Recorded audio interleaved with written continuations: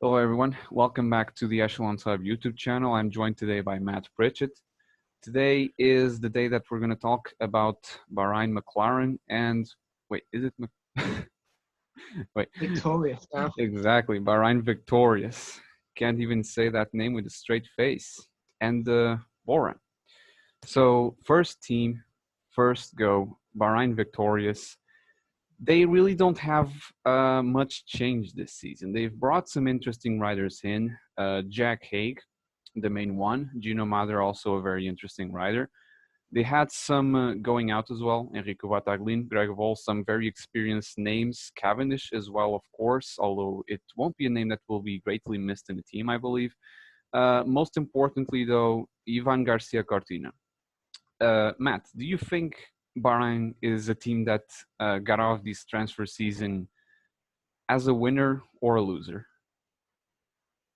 I don't think they've done brilliant in the transfer window. I don't see where they're going to get their wins from, if I'm being honest. Obviously, I'm looking through their team. Mick got Landa. I think he could potentially podium at a Grand Tour, but I don't see him winning. Jack Haig's a really interesting signing for me. Like, I didn't see that one coming. Indeed. Obviously, I like him. I think he's good. I want to see how he gets on. He's developing nicely. What do you think? Well, interestingly, you already touched some points that I was going to mention afterwards. My opinion is that Bahrain is one of the teams that got less out of this transfer period. Honestly, I think Ivan Garcia Cortina is a rider that would bring big results into the team. He's just coming to his prime, I believe. Great rider for the classics. Tremendous stage hunter for the Grand Tours, for the stage races. As for Jack Haig, I share that opinion. I really wasn't expecting it. Mitchelton lost some very important riders, also, I would say. Haig, not the biggest one, but I would believe at the time that Haig was one of the team's products in development, which has now, so to say, been completely wasted because I think he's going to perform even better now in Bahrain. He's evolving even more every year. I think that Bahrain didn't go that well in this transfer season. They only got 4 riders, one of them being Ahmed Madan, actually. Bahraini rider, I think the first one in the world tour ranks of his country.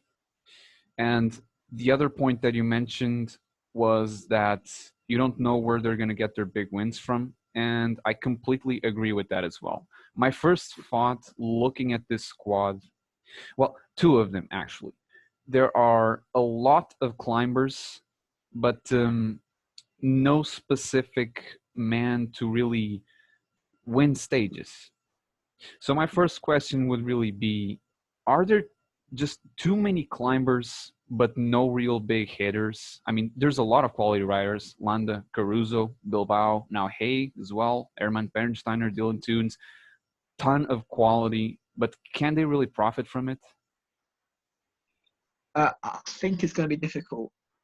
I think obviously I could see like Pella Bilbao or Caruso, Dylan Toynes, maybe getting stage win from breakaways. But I don't see them competing for GC. Yeah, it's going to be difficult. Someone who I think could potentially get them a few wins is Mohoric. I'm really interested to see how he goes in the classics this year. And obviously now without Garcia Cortina as well, he's going to be their main man for sure. And He is, yes. I think together with Colbrelli, they're both going to co-lead the Cobbled Classics. Mohoric is a very enigmatic rider. He's super talented. He's a little bit like Lutsenko. He's really good in a lot of terrains, but he seems to lack a little bit of that speciality. I mean, he can descend like no one else, pretty much. But yeah, he's crazy. yeah, he Is is. it Liège when he bridged across? Yes, indeed. You almost surprised the group, actually. Yeah, it was really close. The problem is that you, yeah, I mean, we don't really have descending finishes. and rarely do we have races where those descents are really going to be very crucial. I can be completely wrong, but I think I remember him taking a win in that small Italian classic just before Tirreno Adriatico. I believe it's the GP Industria, something like that. That I believe that he attacked right before the descent, and he took what was an impressive win. But it's a very niche. It's a very niche kind of result. Yes, it was in 2019. I was absolutely correct in what I was saying. He can climb well. He's a great rider for the classics as well. I completely agree. But he doesn't.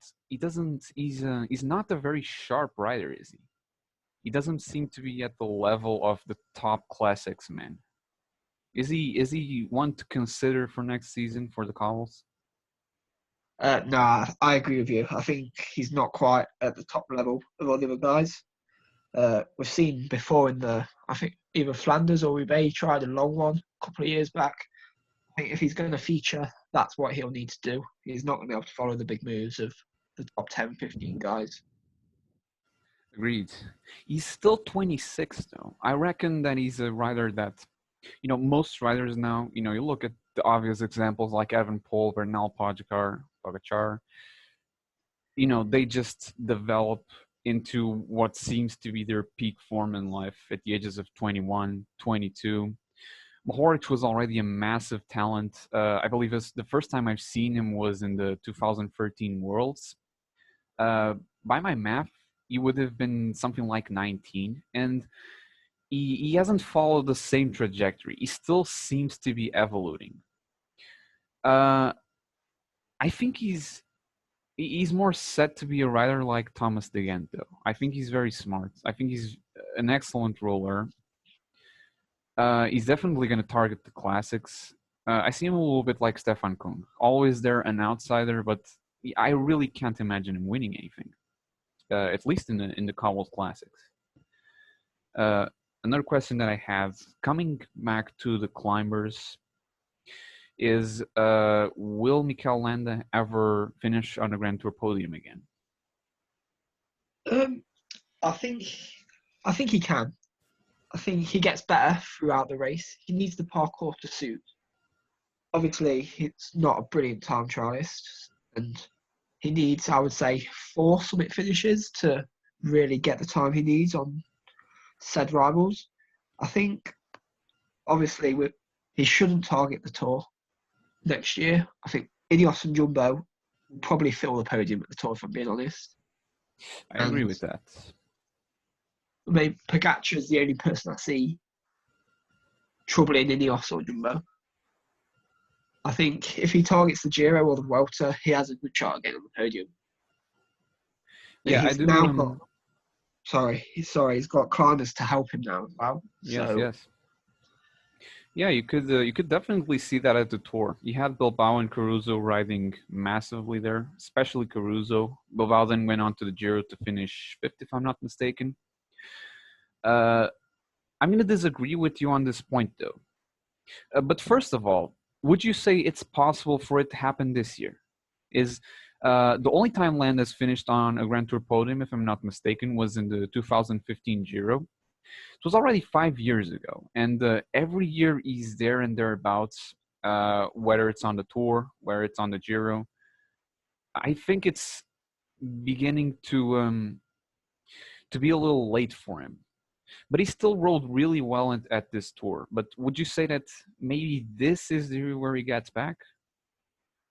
that's an interesting opinion. I still think he's there. I still think he's got the quality. I'm going to disagree with you there. Yes, of course, of course. I think that the points that you brought up are good, and you're completely right. He really flies in the third week. I don't think we know the route of the Giro and the Vuelta yet for next year, so of course it's a very open question. But I think time trial is just beginning to be too important, and Landa doesn't seem to me like a rider that can defend himself in the time trials. I remember in 2019, if I'm not mistaken, at the Giro, seeing him lose 4 minutes in the time trials to Roglic, that's a very hard hit. And even if a Grand Tour has little time trial kilometers, I think it's he never. I don't think Landa ever starts a Grand Tour with the mentality that he's going to win, because in the time trials the differences are just too much, and climbing the field is so balanced nowadays, and the young guys are coming in so sharp that I don't believe Landa will actually ever finish on a podium again. But top five, perhaps. I would like to, and I expect to maybe see that happen this year still. But I think that maybe this is the last year where we'll really see Landismo in action. Hmm. Yeah, I think Landa's in the same position as a lot of people actually. Like I said, unless you're Ineos, Jumbo, or Pogacar, I don't think any GC contender is going to a Grand Tour Yes. aiming for the win. Like, podium is nearly as good as a win, if you know where I'm coming from. Mm-hmm. But yeah, that's interesting. We'll see how it goes. Obviously, as well, all the GC contenders nowadays, Roglic, Thomas, Pogacar, Evenepoel, Yeah, they can all time trial the superbly. level is so high, and yeah, you just how Pogacar rode in the Tour time trial. When you got a rider like Evenepoel coming across who can ride probably just as good, when you have Roglic as well, Dumoulin, Thomas, so many, the bar is really, really high. 10 years ago, you would be able to see riders that couldn't really master time trials still win Grand Tours, but it's really hard nowadays, even to finish on the podium. Yeah, I agree, 100%. So to wrap off Bahrain, I think that we've approached what was important about this team. There's a lot of interesting names in the team, though. Who would you say can be the biggest surprise of the season? Um, It's a hard pick. yes, they have a few young British riders. I think, obviously with Fred Wright. Fred Wright. Yeah, I'm looking down now. I think. There's a couple more actually, but I haven't seen much from them. Fred Wright, I seen him in that Volta stage finish, almost at the end. Uh-huh. Uh, I think maybe this is a bit left field, but Jonathan Milan, the young Italian, Mm-hmm. I've seen him a few times in I think it was the World's under 23s or European. And he looks good. I'm interested to see what he can do at World Tour level. I don't expect him obviously to go in and start winning, but Yes, yes. It's a good pick. He's the current under 23 Italian time trial champion. He also won a stage in the under 23 Giro. Quality rider. It's one that I actually don't really have references of. I believe he's some sort of a roller time trial rider. But yeah, yeah, I'm excited to see what I can expect from him. It's a complete unknown to me. If I were to pick someone, yeah, I mean, I've looked up and down the list at least 2 or 3 times, and it's still hard to pick, to be honest. It really is. yeah, I think they need some of the young guys to come through and step up. They have Yeah, got a this. good group of climbers, but I think they're aging. Yeah, Hello, yeah. Caruso. Their their leaders are all experienced. Yeah, I mean it's kind of what I was saying. They brought in 4 riders only. Gino Mader is a quality rider. I think he's close to taking a big step, but I don't know. It's hard. It's hard to. There's Jonathan Milan. There's the Bahraini rider Madan, and there's Jack Haig. The remainder of the team was already in, but there's no one particularly young. So it's really, really a tough pick. I'm gonna say once again. Um, but I'm gonna go with maybe Fred Wright. Until the Vuelta, I always looked at the Bahrain team, and I looked at that little British rider and I was like, yeah, I didn't know he was. I didn't know he was. I didn't know his speciality. I looked at his results and I didn't really see anything that stood out. Didn't know what kind of rider he was. Uh, but it was really interesting how he finished third or fourth in that finish behind Philipsen. And he's still 21.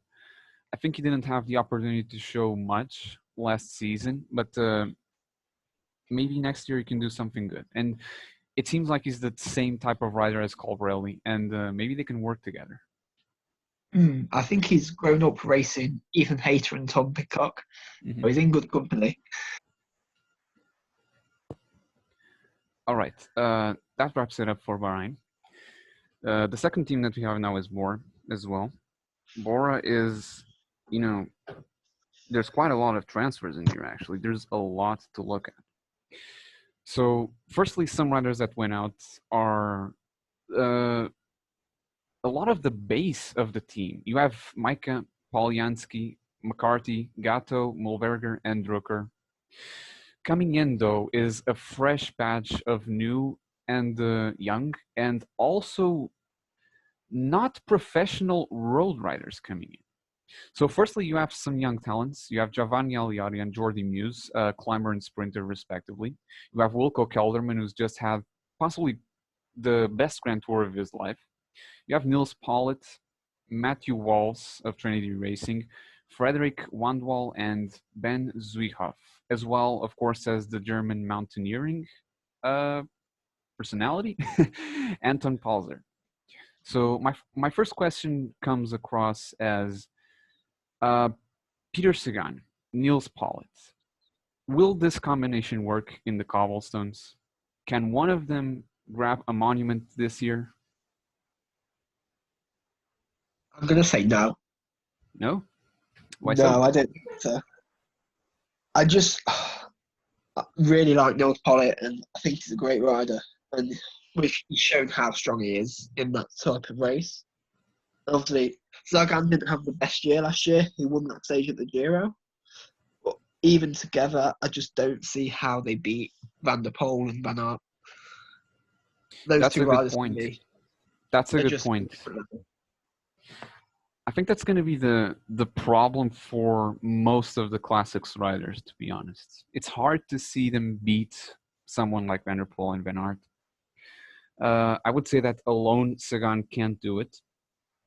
Niels Pollitt, though, is I think he's still a very underrated rider. As you said correctly, I think his last year was completely off the radar. He just wasn't there.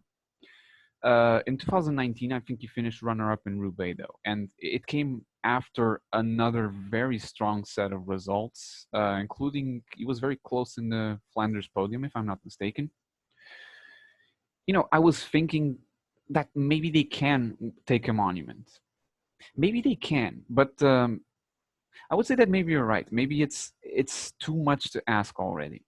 I think that Sagan, even though he's not the top classics riders yet, the man to beat.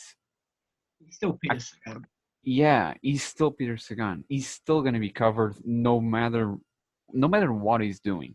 And I think it's great that we still get to see him for another year. I think, to be honest, Sagan is reaching his final years as a road rider. And Niels Pollitt is another very, very quality rider. But it's his first year in the team. He's not that much of a consistent rider. So maybe we should wait another season or two to see if he really has the potential, if he really has the quality to fulfill his potential. But for a podium contender, I would say sure, both of them, with no doubt and reserve. And also for the Worlds, perhaps, Sagan is going to like the World Championships in Leuven, and Pollitt is also a really suited rider for it. So it would be interesting to see if they could also work something up in the Worlds. Swiftly moving on to the climbers side of the team.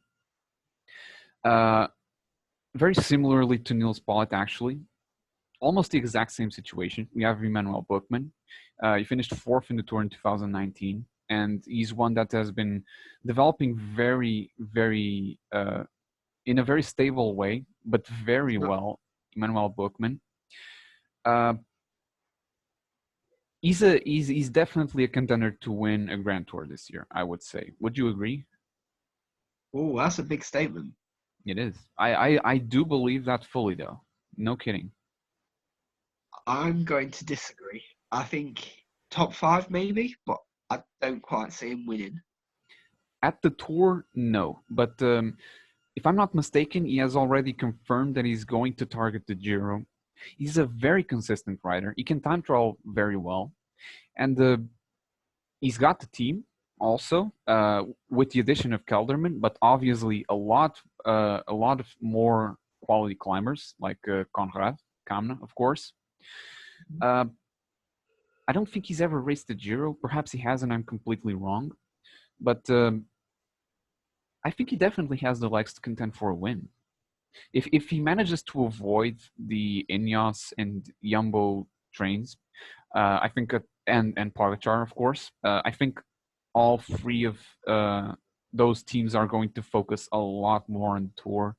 I think some smaller riders, as we've seen this year, may take advantage of that and go for it at the Giro. I think Bookman is going to be one of them, and I definitely think he's a contender for the win. Uh, I'm interested to see how he goes. I agree. He is a great GC guy, and he's been on a steady trajectory towards the top. Unusual to see now still riders going in a steady trajectory, isn't it? Yeah, not in 20 and being the best in the world. Must be hard, eh? Yeah. uh, you've got obviously also the addition of Wilco Kelderman.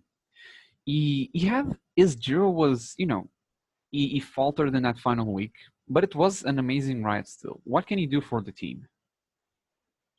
Um, I honestly think Keldman would just be a domestique. I think he'd be a support rider for Bookman. Maybe Camner as well. The same way he acted for Dumoulin, you say? Pretty much, yeah. I think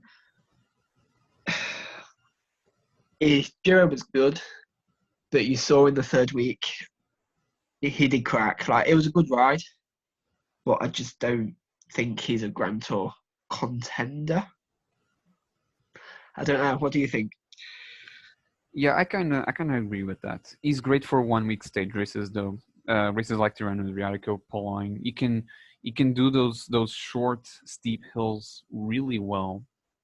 I think he's a really, really quality rider, but he never took a step, and that somehow remains his legacy. I think that in the Giro now again he was very close to fulfilling the potential that he had back in 2013, 14 of being one of the the best up and coming GC riders.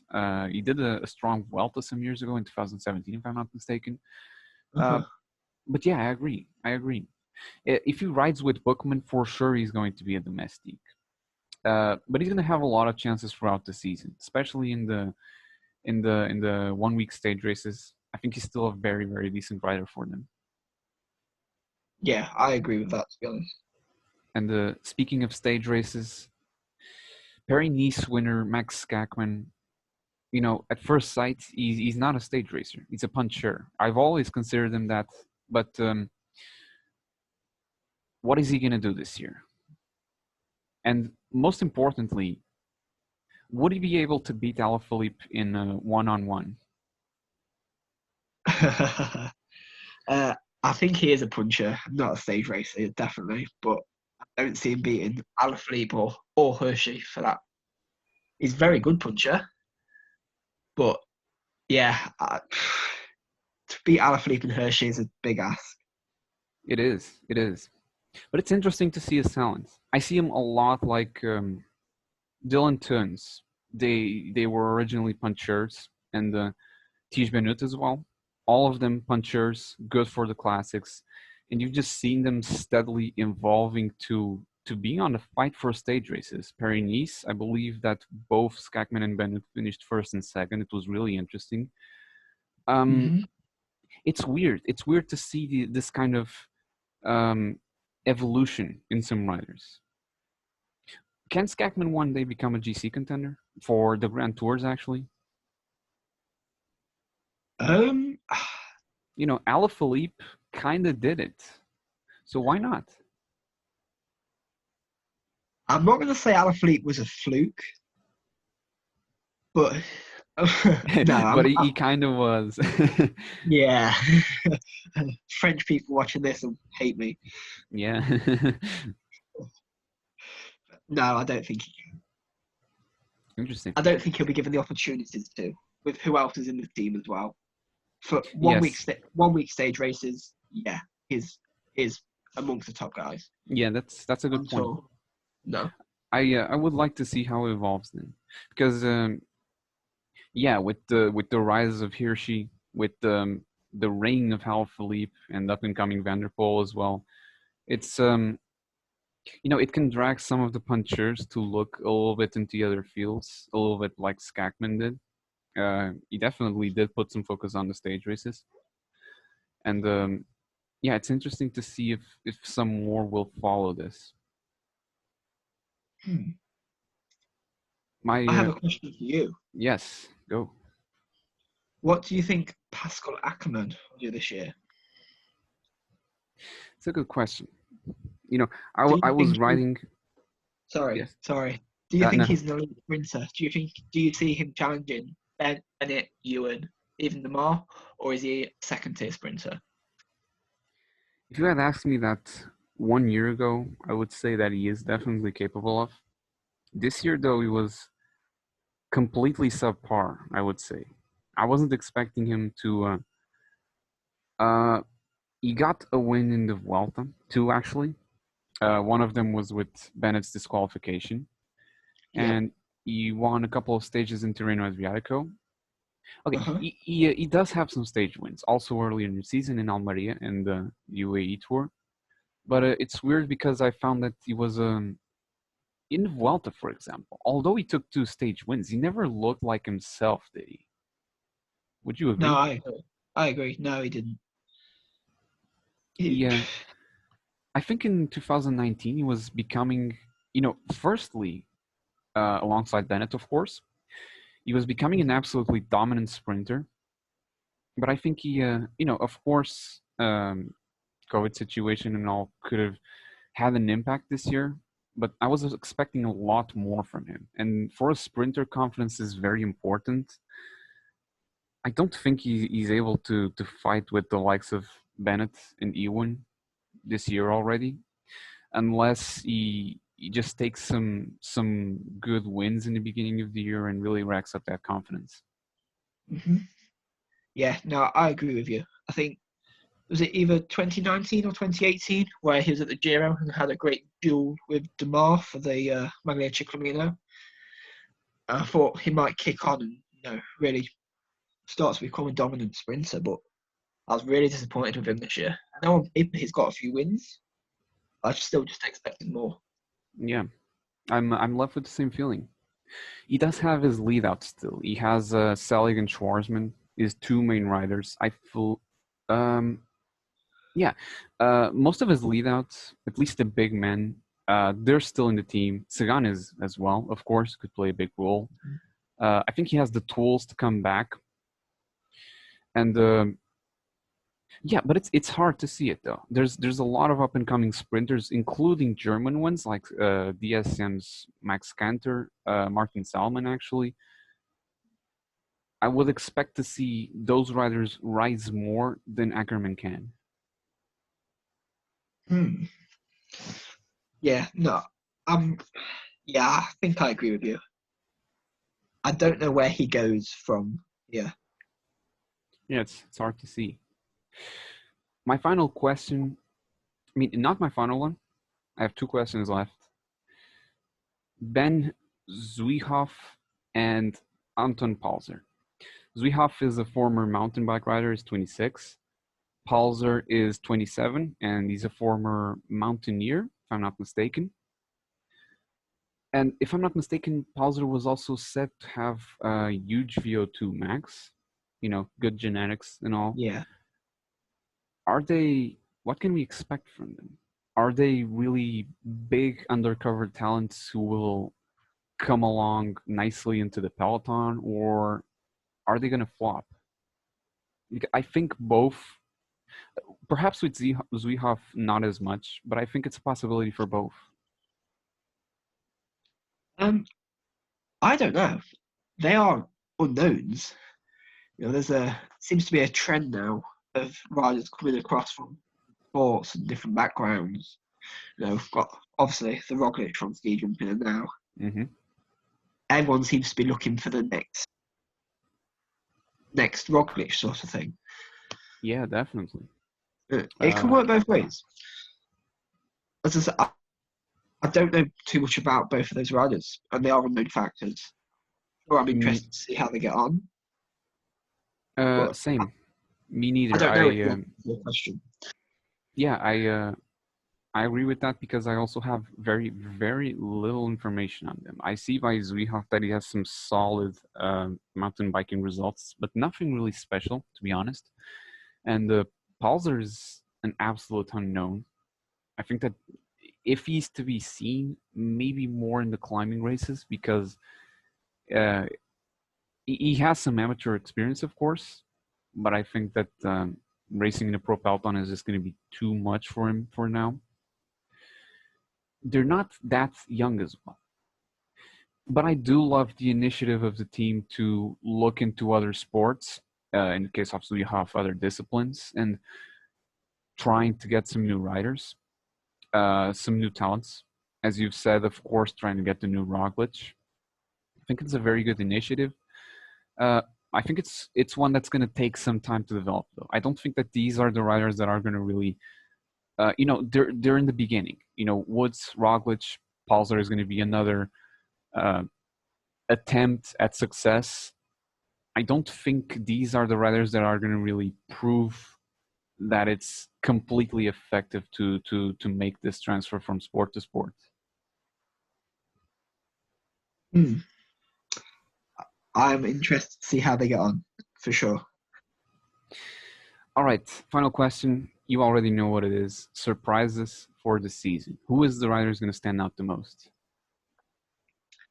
Um, I'm going to be a little bit biased and go for the Brit, Matthew Matthew Walls. Walls, exactly. Yeah. What would you expect to see from him? Uh, I've watched him at, I think it was the Track World not long ago, and yeah, I'm excited, man.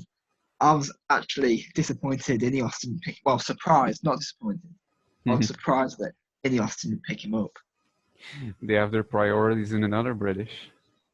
Yeah, that's true. That's true. But not like them to share the talent around. Yeah, harsh but true. I have to agree with that.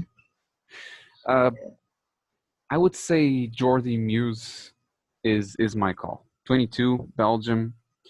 I think that alongside David Decker, they were both in the SEG Racing Academy. Both of them were being very dominant in the sprints. Muse actually won 2 stages in the points classification in the Czech Cycling Tour. There were some decent sprinters in there, World Tour sprinters, and someone like, for example, Tim Merlier as well. I think Bora have, first of all, they ride specialized. It just becomes a big deal with the sprinter teams to ride specialized for some reason. I wonder why. Second, yeah, Bora has a really good structure to take in young riders, especially sprinters. I would say they have a lot of riders to make a lead out, and I think he has everything to come across. Especially because for a sprinter, I think it's easier than for a climber or a puncher. Jordi Muse is my call for this, actually. That's a good shout. Thanks again for Matt Pritchett for coming along for this episode. Next video is going to be about Cofidis in the F. Matthew, thank you so much for joining us. Thank you for having me.